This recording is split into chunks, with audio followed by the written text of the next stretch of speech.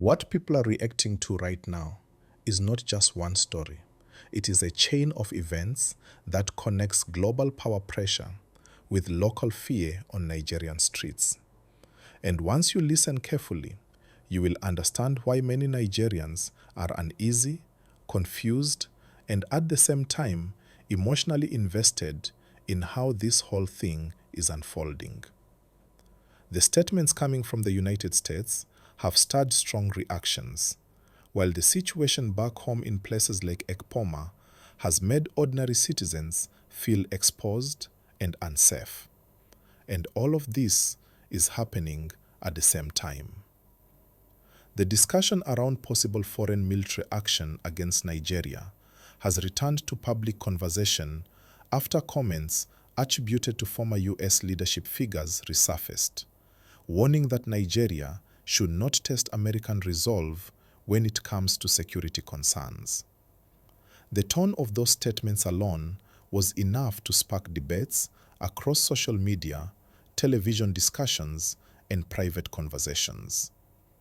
Many Nigerians are asking the same question. Why is Nigeria being spoken to in this manner?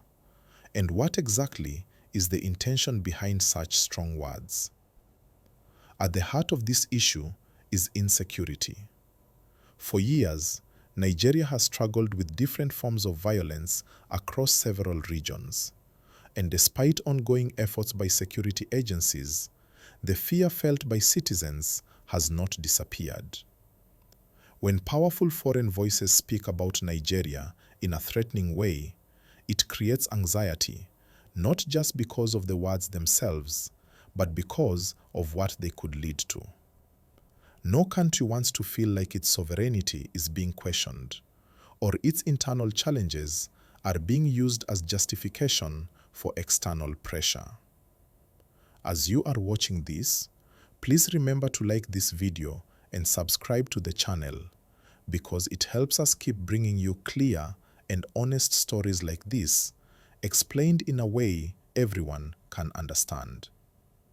Now, many Nigerians believe that external threats do not solve internal problems. They argue that insecurity must be handled with understanding of local realities, not distant judgments. At the same time, others feel embarrassed that Nigeria's challenges have reached a point where foreign figures feel bold enough to speak this way.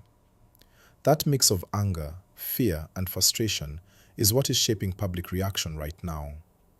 While these international conversations are going on, life inside Nigeria continues, and that is where the story becomes even more serious. In Ekpoma, a town that many people know for education and peaceful daily life, residents recently found themselves overwhelmed by fear. Reports of attacks, robberies, and general insecurity pushed people to the edge. When people feel unsafe in their own community, silence becomes impossible.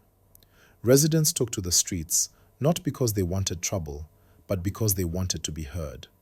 They wanted protection. They wanted assurance that their lives and properties mattered. Unfortunately, when emotions run high and crowds gather, situations can quickly change. What started as a call for safety turned into chaos after some individuals took advantage of the situation to cause damage and confusion. Security forces stepped in, arrests were made, and suddenly the focus shifted from the original complaints to the consequences of the unrest. Families became worried about their children. Students became afraid. Ordinary people who only wanted peace now found themselves caught in a larger crisis. This is where many Nigerians feel the pain the most. When insecurity pushes citizens to protest, and protests then lead to more fear, it creates a cycle that seems hard to break. People begin to ask whether anyone is truly listening. They also begin to worry about how these local incidents are viewed internationally, especially at a time when foreign voices are already watching Nigeria closely. Please don't forget to like this video and subscribe. Your support keeps this conversation going and helps more people understand what is really happening. Another layer of the story is the political reaction. Different explanations have been given about what caused the unrest.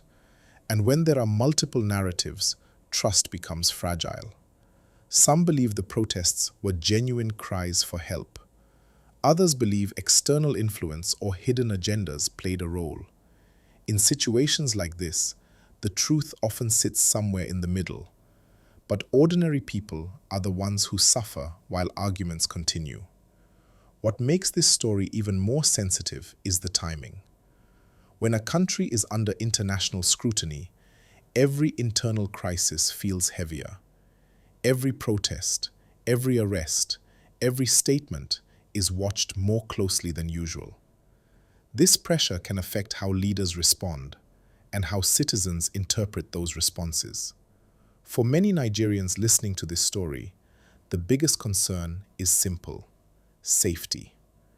People want to go to work, send their children to school, and sleep at night without fear.